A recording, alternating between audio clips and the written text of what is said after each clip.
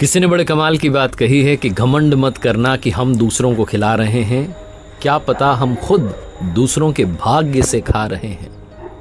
नमस्ते दोस्तों, मैं हूं आरजे कार्तिक। एक रेस्टोरेंट की कहानी जहां का नाश्ता बड़ा फेमस था।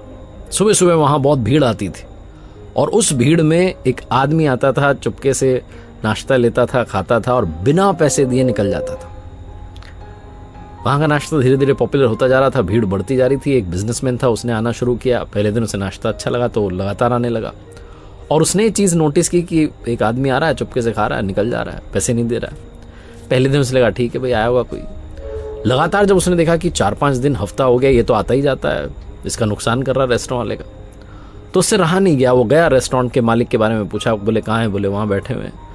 जाकर के बोला भाई साहब आपसे एक इंपॉर्टेंट बात करनी है। उसने कहा थोड़ा सा कस्टमर ज़्यादा है, अभी फ्री हो जाएं, अगर आपके पास टाइम हो तो हम फ्री होकर बात करते हैं। उसने कहा ठीक है। रुका हो, इंतज़ार किया उसने कि आज तो बता के जाऊँगा।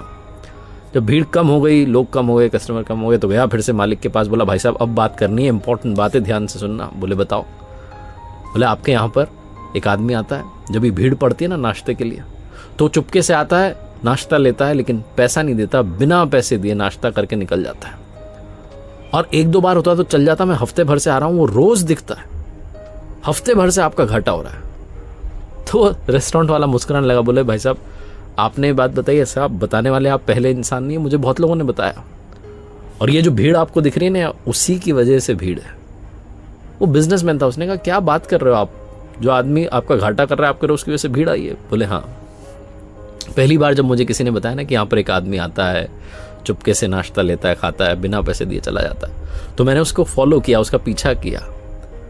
ये पास में जो सिग्नल है ना, वहां पर वो भीख मांगता है।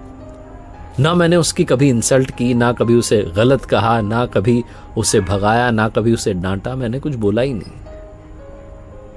मैंने एक दिन देखा, पता है क्या, वो रेस्टोरेंट के बाहर था और हाथ जोड़ के ऊपर वाले की तरफ कुछ कह रहा था। शायद वो कह रहा था कि इस रेस्टोरेंट में भीड़ आ जाए तो मैं चुपके से जाऊं, खाऊं, बिना पैसे दिए निकल जाऊं। ये जो भीड़ आती है ना भाई साहब, ये उसी की वजह से आती है, उसकी प्रार्थना की वजह से आती है। उसी भीड़ में वो आता है, नाश्ता करता है, चला जाता है। बिजनेसमैन की आंखें खुल गई, उसे समझ में आया कि ग्रैटिट्यूड क्या होता है। वरना वो सोच रहा था कि एक कस्टमर आकर के नुकसान कर रहा है, तब भी बड़ा नुकसान हो रहा है। प्रार्थनाओं का कमाल होता है। कई बार हमें लगता है कि हम अपनी वजह से आगे बढ़ रहे हैं, कई बार दूसरों की दुआएं, प्रार्थनाएं हमारे लिए कमाल कर रही होती हैं। इसलिए लाइफ में सबकी वैल्यू करना शुरू कीजिए, सबके लिए प्यार अपने हृदय में लेकर के आइए, ग्रैटिट्यूड शो करते चलिए, धन्यवाद करते चलिए, आसपास के लोगों का भी और ऊपर वाले का भी। आपको लगता है आप कर रहे हैं, सब कुछ वो कर रहा है।